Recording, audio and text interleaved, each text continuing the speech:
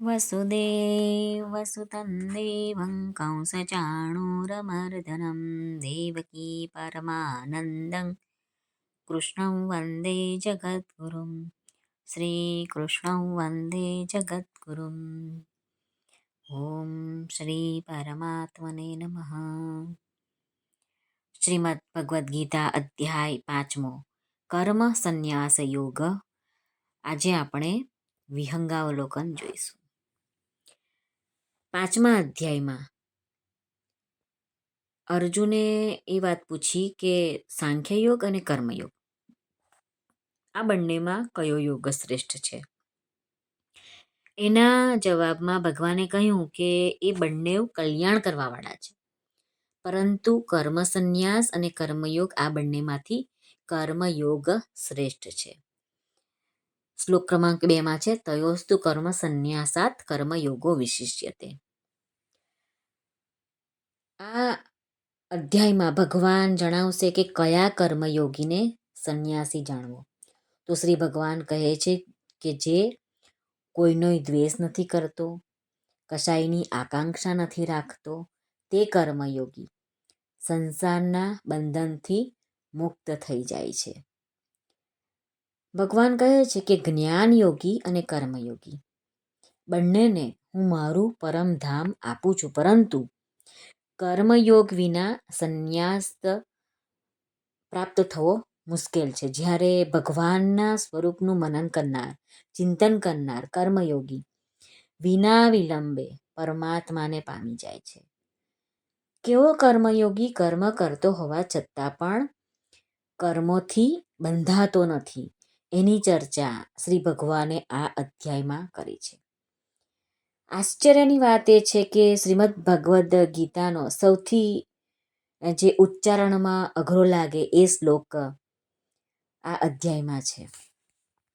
એ શ્લોક છે શ્લોક ક્રમાંક 8 અને 9। નૈવ કિંચિત કરોમીતિ યુક્તો મન્યેત તત્વવિત પશ્યૈ શૃણ્વન સ્પૃશન જિઘ્રન નસ્નન ગચ્છન સ્વપૈશ્વસન પ્રલપન વિસૃજન ગૃહણન નુન્મિસન્મિન્નિસન્નપી ઇન્દ્રિયાણીન્દ્રિયાર્થેષુ વર્તન્ત ઇતિ ધારયાન। આ શ્લોક ઉચ્ચારમાં બોલવામાં કઠિન છે, એનો અર્થ પણ એટલો જ ઊંડો છે। ખરેખર આપણે જ્યારે શ્લોકનું વિવેચન થતું હશે ત્યારે આપણે ઊંડાણપૂર્વક સમજીશું અને જીવનમાં ઉતારવાનો પ્રયત્ન પણ કરીશું। આ અધ્યાયને આગળ વધારતા શ્રી ભગવાન કહે છે કે જે મનુષ્ય કર્મો કરીને પરમાત્માને અર્પણ કરી દે છે, શ્રી કૃષ્ણાર્પણ મસ્તુ, તે મનુષ્ય જળથી કમળના પાંદડાની જેમ પાપ એને ચોંટતું નથી। કર્મોની ભગવાનને અર્પણ કરવાથી શાંતિ પ્રાપ્ત થાય છે। આ અધ્યાયમાં ભગવાને 9 દ્વારોના શરીરરૂપી ઘરમાં બધા જ કર્મોને ત્યજીને પરમાત્માના સ્વરૂપમાં સ્થિત જે મનુષ્ય રહે છે તેની સરસ માહિતી ભગવાને આપી છે। શ્રી ભગવાન કહે છે કે અજ્ઞાન વડે જ્ઞાન ઢંકાયેલું હોવાથી મનુષ્ય મોહમાં પડે છે। જેમનું અજ્ઞાન દૂર થઈ ગયું તેને પરમાત્માના સ્વરૂપનો સાક્ષાત્કાર કરી લીધો એમ સમજવું જોઈએ।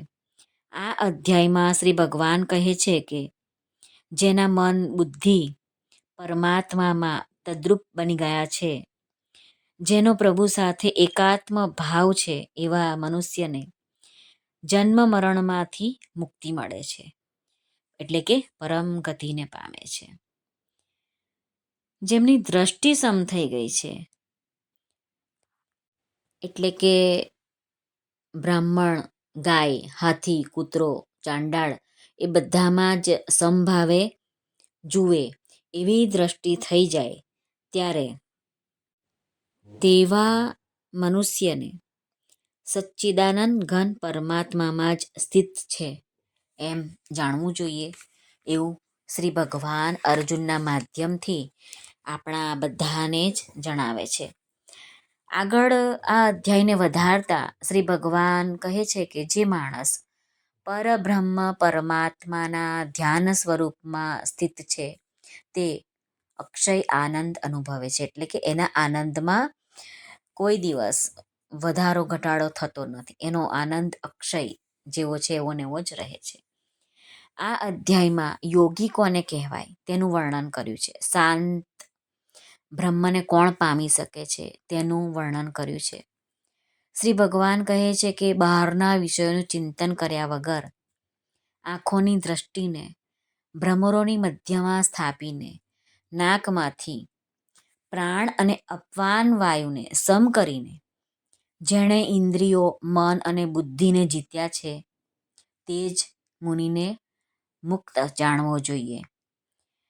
આખરે શ્રી ભગવાન છેલ્લા શ્લોકમાં કહે છે કે મારો ભક્ત શાંતિને પામે તો એ કેવો ભક્ત હોય?